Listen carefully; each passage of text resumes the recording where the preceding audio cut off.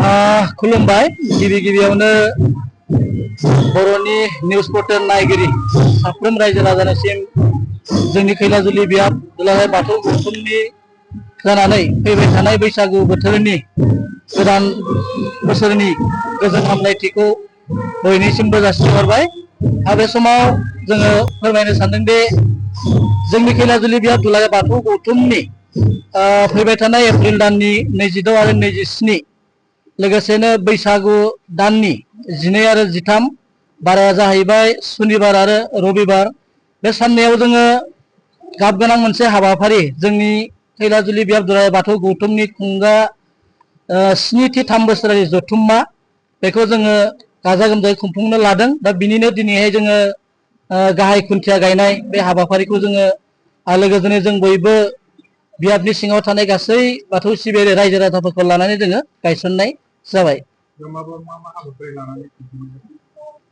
बेवहाय जोङो हाबाफारियाव जोङो 26 खालारनिफ्रायनो एप्रिल दाननि 26 खालारनिफ्राय जों फुंबिलिनिफ्रायनो जोङो आर'जनि हाबाफारिजों लोगोसे जोंनि जिथु जानो गोनां जथुम्मानि माखासे आलासि जिरायनाय जोंनि थान्दै मेल बेबायदिनो जोंनि स्टेज पेन्डेल बेखेवनाय हाबाफारि बे थागोन।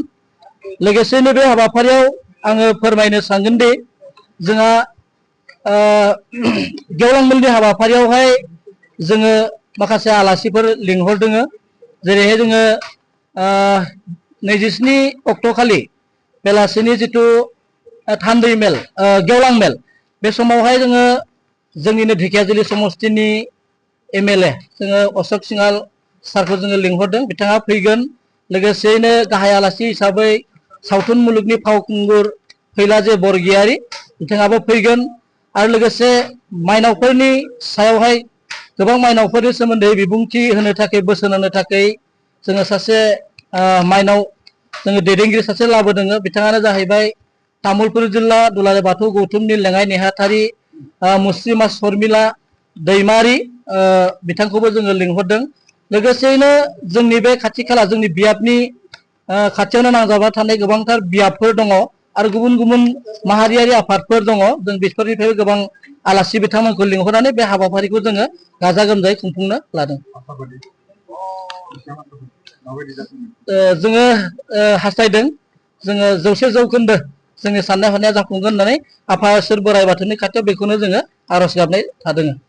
थाखो 5 आरो मेट्रिक आनजाद उथ्रिसार जागोन फरायसाफोरनि थाखाय गोजोनथाव रादाब। गोनांथि आरो मोजां खाबुफोरखौ लानानै गुन गोनां सोलोंथाइ होनो नोंथांमोनखौ नेनानै दङ बड'लेण्ड स्टार एकाडेमि क'क्राझारआ। 2024 इं मायथाइयाव क'क्राझार थिथागुरि समबाय मावख'नि साखाथियाव गोदानै गायसनजानाय बड'लेण्ड स्टार एकाडेमि क'क्राझाराव 2025-2026 सोलोंथाइ बोसोरनि गोदानै मुं थिसननाया सोलिगासिनो दङ।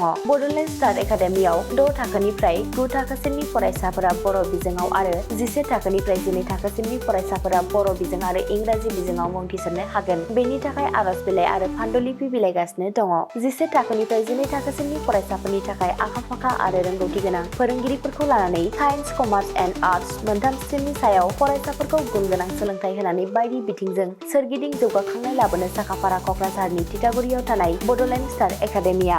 बड'लेण्ड स्टार एकाडेमियाव मुं थिसननोब्ला बाङाइ बेसेनाव मुं थिसननायनि गेजेरजोंनो फरायसाफोरा गाहायाव होनाय माखासे खाबुफोरखौ मोननो हागोन। इंराजि सोलोंनायनि खाबु, साखोन-सिखोन थाखो खथा, बिजाब बाख्रि, BPL थाखोनि फरायसा फरायसुलिफोरनि मुं थिसननायाव 20% मासुल रेहाय होनाय। बेजों लोगोसेनो नोंथांमोनहा JEE नीट आनजादनि थाखाय बेसेन नाङै फोरोंथाय, मान्थलि मक टेस्ट, जिउ राहा दानाय बायदि गियानलु आयदाफोरनि उफ्रा सोलोंफारिफोरनि खाबुफोरखौ मोननो हागोन। हौवासा आरो हिन्जावसाफोरनि थाखाय मुलाम्फा गोनां मोजां जामुं आरो मोजां थाग्रा खथानि खाबु गोनां हस्टेलनि खाबुफोरखौबो मोननो हागोन। बिदिब्ला गोबाव खालामाजासे नोंथाङाबो बड'लेण्ड स्टार एकाडेमियाव थाबैनो मुं थिसननायनि थाखाय सुलाद लादो।